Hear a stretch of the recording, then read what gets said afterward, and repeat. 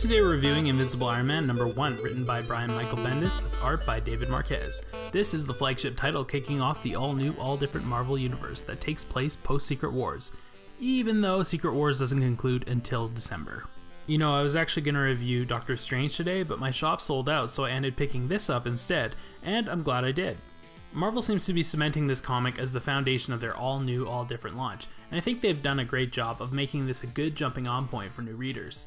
There's no mentions of the events of Secret Wars or Superior Iron Man, and I honestly think that's a good thing. I think one thing this issue did was reassure fans that this is the same Tony Stark. He's still witty and confident, but what I liked is that he is once again a likable good guy. It looks like the character has for the most part remained the same, but the change-ups we might see in coming issues could take form in his purpose, his armor, the villains, and the supporting cast. There wasn't a ton of action in this issue. It mostly focused on setting up Stark and his world.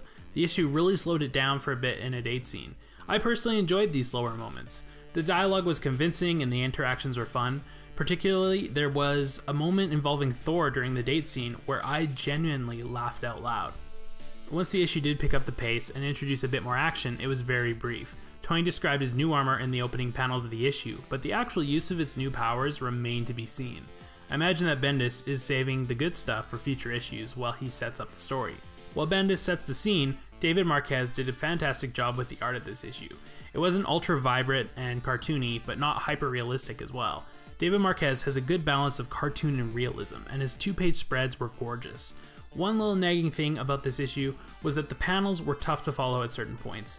The order definitely wasn't intuitive, and I had to go back and reread across the page a few times. As far as quality of the book, I love the stock they use for the cover and would be very happy if they use this more often.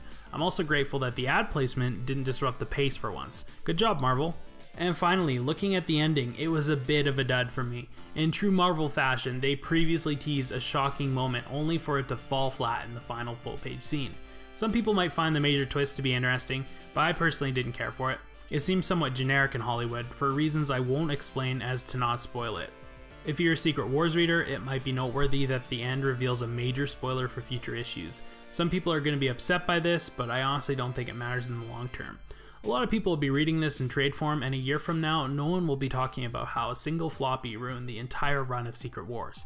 After all, Marvel is trying to capture a brand new audience with this all-new, all-different initiative. Overall, apart from the minor annoyances at the end, I did enjoy this first issue. You could give this to someone who's never read comics before and only seen the movie, and they could follow along without many problems. And with news that Mary Jane Watson will be joining Invincible Iron Man come December, I could see this turning into a really fun run. Did you like Invincible Iron Man, and if so, will you continue picking it up? Let us know in the comments. And if you haven't already, please subscribe right now in order not to miss future reviews of brand new Marvel comics.